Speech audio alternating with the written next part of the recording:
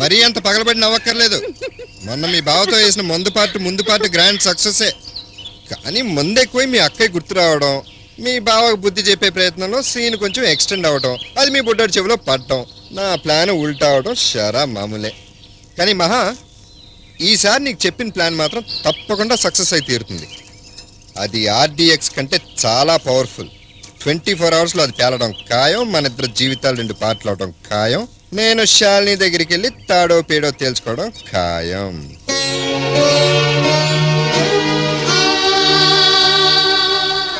మహా, నీకింతకుముందు చాలాసార్లు చెప్పాను, మళ్ళీ చెప్తున్నాను, నువ్వు పెళ్లి చేసుకో. భార్య పోయిన భర్తలు పోయిన భార్యలు ఎంతోమంది పెళ్లిళ్ళు చేసుకుంటున్నారు. ఆఖరి కాపురాలు చేసి పిల్లల్ని కన్న వాళ్ళు కూడా డైవర్స్ తీసుకుని మళ్ళీ పెళ్లికి సిద్ధపడుతున్నారు.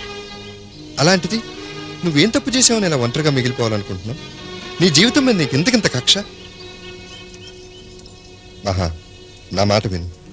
వెంటనే మన ఇద్దరం మీ వాళ్ళ దగ్గరికి వెళ్ళి మనం ఎందుకు ఇలా చేసాం, ఏ పరిస్థితుల్లో చేసాం అనేది వివరంగా చెప్పేద్దాం. మీ వాళ్ళు చాలా మంచివాళ్ళు మహా. నిన్ను క్షమించి వాళ్ళ గుండెల్లో దాచుకుంటారు. నీకు మంచి సంబంధం చూసి పెళ్లికి ఏర్పాటు చేస్తారు. ఆ పెళ్లి నేను దగ్గరుండి జరిపించి నా ఫ్రెండ్ లైఫ్లో సెటిల్ అయిపోయిందన్న తృప్తితో హ్యాపీగా వెళ్ళిపోతాను. మురళి, రేపు మన ప్లాన్ తప్పకుండా సక్సెస్ అవుతుంది కదా? ఎందుకు మహా మాట మారుస్తున్నావు? నువ్వెందుకు నా మనసు మార్చడానికి ప్రయత్నిస్తున్నావు? మహా, నీకు మూర్ఖత్వం పనికిరాదు. నీ మనసు మారాలి, మార్చుకుని తీరాలి.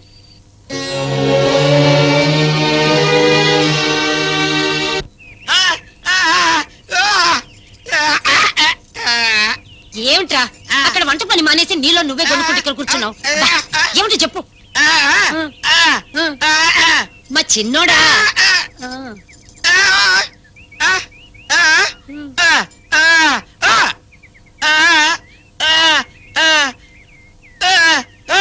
పెళ్ళా? ఏరా, దీన్ని కట్టుకున్నవాడు ఎలాగో వదిలేసి వెళ్ళిపోయాడు కదా, ఇంకో కుర్రోను చూసి పెళ్లి చేద్దామంటావా? నీకే పయ్య కలొచ్చుదా? సచ్చినోడా, ఎలాంటి సలహాలు నువ్వేదో చెప్తావు అనుకుని అనుకుని ఇక్కడ కూర్చున్నాను. మళ్ళీ ఇలా మాట్లాడితే ప్రాణాలు తీస్తాను. సచ్చినోడా, ఇలాంటి వాగుడు మళ్ళీ వాగామంటే కాళ్ళు విరగొడతాను. జాగ్రత్త. ఇంకొక పెళ్ళంట, ఇంకొక పెళ్లి.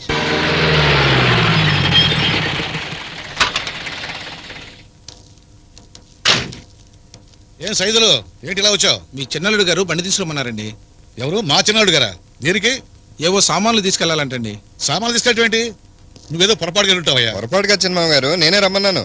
మహా, బట్టలు సామాన్ త్వరగా సర్దాయి, బండి వచ్చేసింది. బట్టలు సర్దటం ఏంటండి? ఎక్కడికి వెళ్తున్నారు? మేము ఇల్లు మారుతున్నామండి. ఇల్లు మారుతున్నారా? అవును, సుబ్బారావు తోటలో మంచి గెస్ట్ హౌస్ ఉంది, అడిగితే ఆయన సరే అన్నారు.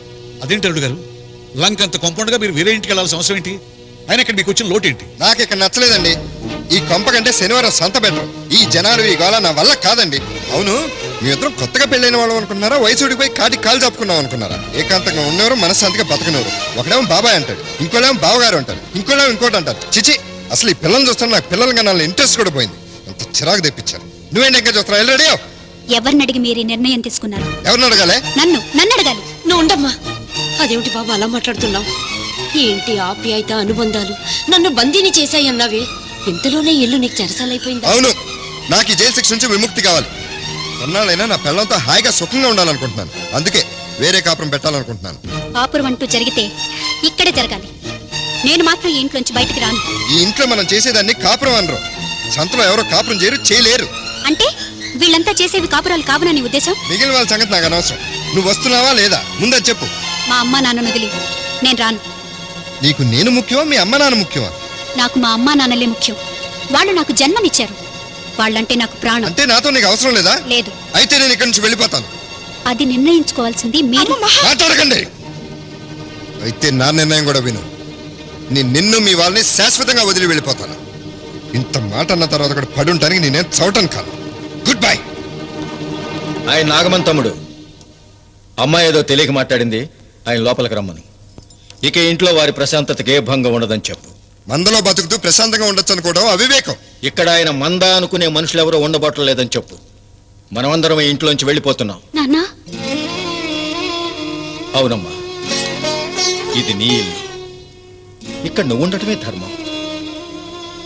పని మనుషులకు కూడా సొంత ఇల్లు కట్టించిన ఈ రాఘవరావు చిన్న కూతురు పరాయి వాళ్ళ ఇంట్లో అద్దెకుంటే అది మన వంశానికే అవమానం అమ్మా. అందుకే ఆయన నువ్వు కలిసి ఇక్కడే ప్రశాంతంగా ఉండండి.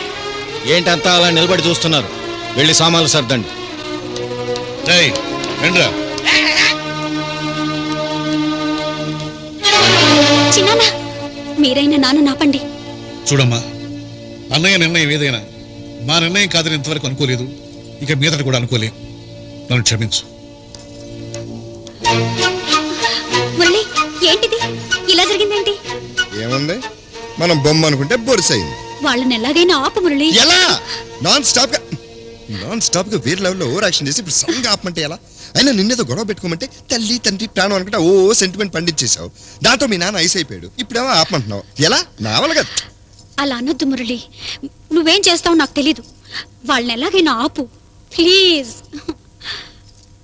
ఇన్నాళ్ళు నా బిడ్డ నన్ను కాదని పెళ్లి చేసుకుందని, భర్త కోసం కన్నవాళ్ళని కూడా లెక్క చేయలేదని ఎన్నో నిద్రలేని రాత్రులు గడిపాను.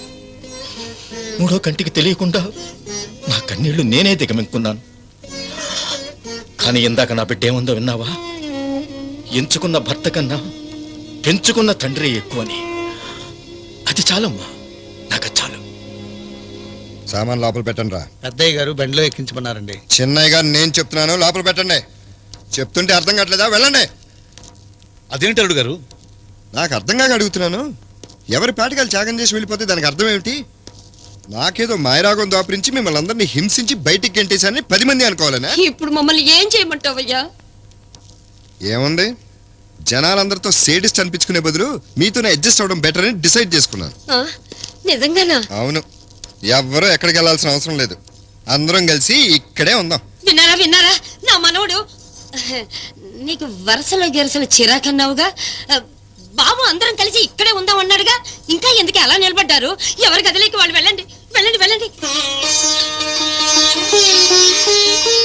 థ్యాంక్ యూ నాన్న. అందరం కలిసే ఉందామని ఆయన అన్నారుగా. రండి నాన్న, ప్లీజ్ నాన్న, నా కోసం రండి.